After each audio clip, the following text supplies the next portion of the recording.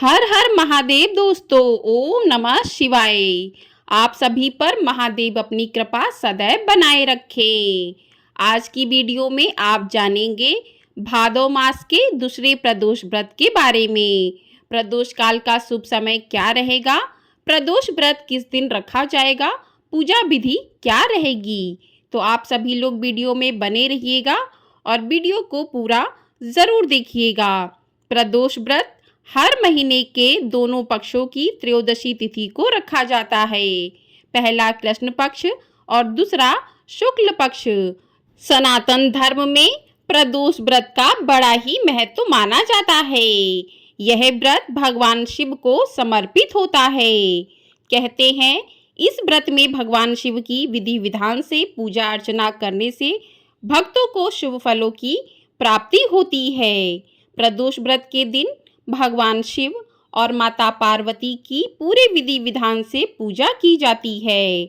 ऐसा करने से भक्तों को संतान सुख की प्राप्ति होती है और भक्तों की सभी मनोकामनाएं पूर्ण होती हैं। प्रदोष व्रत जिस भी बार को पड़ता है उसी के नाम से प्रदोष व्रत जाना जाता है।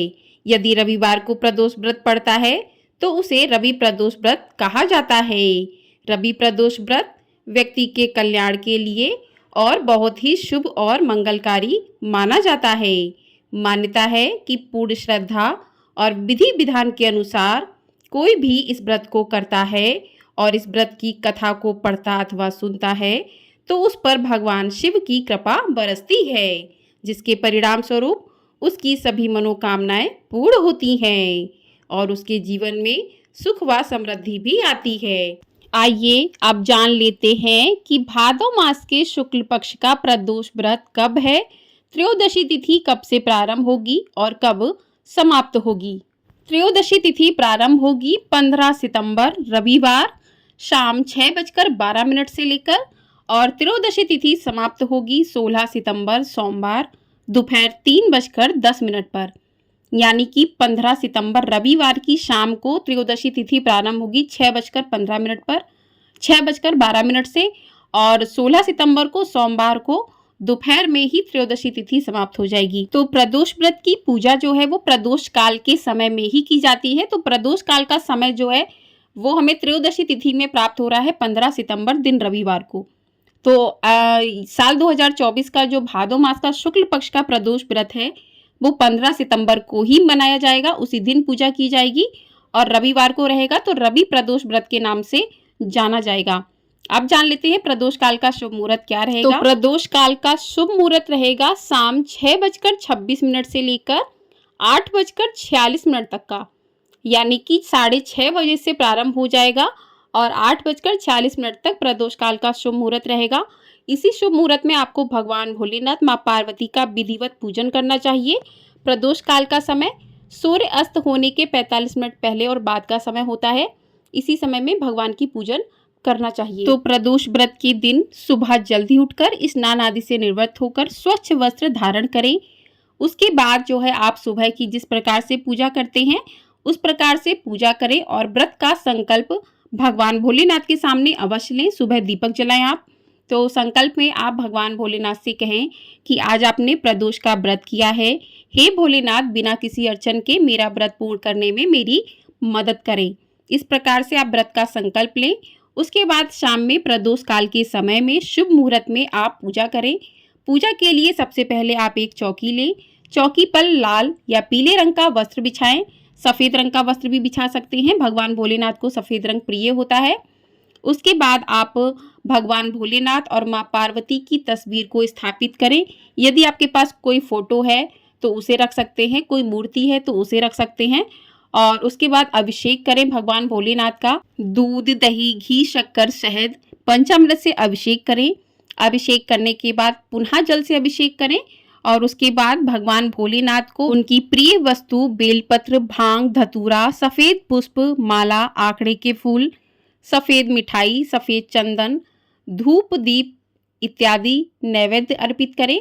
तो उनको उनकी प्रिय चीज अर्पित करें। माँ पार्वती का अभिषेक करके माँ पार्वती को रोली कुमकुम का तिलक करें। भगवान भोलेनाथ को चंदन का तिलक लगाएं। उसके बाद सफ़ेद रंग की मिठाई का भोग लगाएं। सफ़ेद वस्त्र भगवान भोलेनाथ को अर्पित करें। माँ को आप श्रृंगार की सामग्री अर्पित करें और इस प्रकार से मिठाई जो है, आप सफ़ेद रंग की मिठाई ले सकते हैं। भगवान भोलेनाथ को चढ़ाने के लिए आंकड़े के फूल अर्पित कर सकते हैं और पुष्प अर्पित करें और दीपक जलाएं। इस प्रकार से जो है आप भगवान का पूजन करें और पूजन करने के साथ ही भगवान के प्रिय मंत्रों का जाप कर सकते हैं। तो भगवान के प्रिय मंत्र हैं ओम नमः शिवाय, दूसरा मंत्र है ओम त्रिनेत्राय नमः, तीसरा मंत्र है ओम ऐं ह्रीं शिव गौरीमय ह्रीं ऐं ओम नमः, ओम ऐं नमः शिवाय, ओम ह्रीं नमः शिवाय। इस प्रकार से जो है आप मंत्रों का जाप कर सकते हैं। भगवान भोलेनाथ के मंत्रों का जाप करना प्रदोष व्रत में बहुत ही आवश्यक होता है। तो आप पूरे दिन व्रत रहते हैं तो आप भोलेनाथ के मंत्रों का जाप करते रहें। उसके बाद आप शिव चालीसा का पाठ कर सकते हैं और आपको हाथ में थोड़े से पुष्प लेकर रवि प्रदोष व्रत की कथा को भी अवश्य सुनना चाहिए। तो कथा आपको हमारे चैनल पर मिल जाएगी, उसे भी आप लोग अवश्य सुनिएगा। उसके बाद भगवान भोलेनाथ की आरती करें और आरती करने के बाद पूजा में हुई गलतियों के लिए क्षमा प्रार्थना करें कि हे भोलेनाथ, मुझसे पूजा में जो भी गलतियां हुई हैं उसके लिए मुझे क्षमा करें। तो इस प्रकार से जो है आपका प्रदोष काल का जो है प्रदोष व्रत का पूजन पूर्ण होता है। प्रदोष व्रत के दिन आपको नमक का सेवन नहीं करना चाहिए, मीठा रहा जाता है, शंकर जी का व्रत है।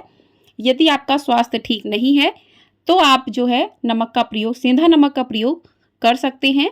और इस दिन जो है शिवलिंग को आप गाय के कच्चे दूध से स्नान करवाएं तो इससे विद्या प्राप्त होती है। और शिवलिंग पर आप बेलपत्र, अक्षत, दूध, पुष्प, मौसमी फल चढ़ा सकते हैं इस दिन। अगर आपके घर के आसपास कोई शिवलिंग है आप वहाँ भी जाकर पूजा कर सकते हैं। सायंकाल के समय शिव मंदिर में दीपक जरूर जलाना चाहिए, इससे अपार धन संपत्ति और ऐश्वर्य की प्राप्ति होती है। शिव जी को आप गन्ने का रस भी चढ़ा सकते हैं, गन्ने के रस से स्नान करवा सकते हैं।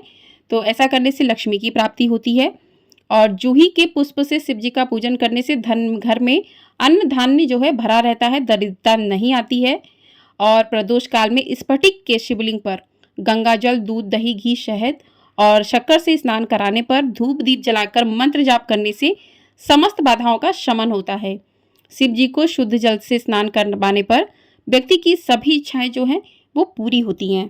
तो इस प्रकार से आप प्रदोष व्रत के दिन इन उपायों को कर सकते हैं और भगवान भोलेनाथ की कृपा को प्राप्त कर सकते हैं। और प्रदोष व्रत का जो पारण है वो आपको अगले दिन करना होता है, उस दिन व्रत का पारण नहीं किया जाता है। और पारण करते समय जो है आपको विशेष रूप से आपको ध्यान रखना कि तामसिक चीज़ों का प्रयोग करके आपको व्रत का पारण नहीं करना चाहिए। आप सात्विक भोजन ही व्रत के पारण के दिन ग्रहण करें और इस प्रकार से जो है आपका प्रदोष का व्रत पूर्ण होता है। आपको ये जानकारी पसंद आई हो तो वीडियो को लाइक, शेयर, चैनल को सब्सक्राइब जरूर कर दीजिएगा। आपको हमारे चैनल पर प्रदोष व्रत की कथा और पूर्णिमा की कथा भी सुनाई जाएगी, तो उसको भी अवश्य सुनिएगा और ढेर सारा अपना प्यार अवश्य दीजिएगा। कमेंट बॉक्स में हर हर महादेव अवश्य लिखिएगा। हर हर महादेव। ओम नमः शिवाय।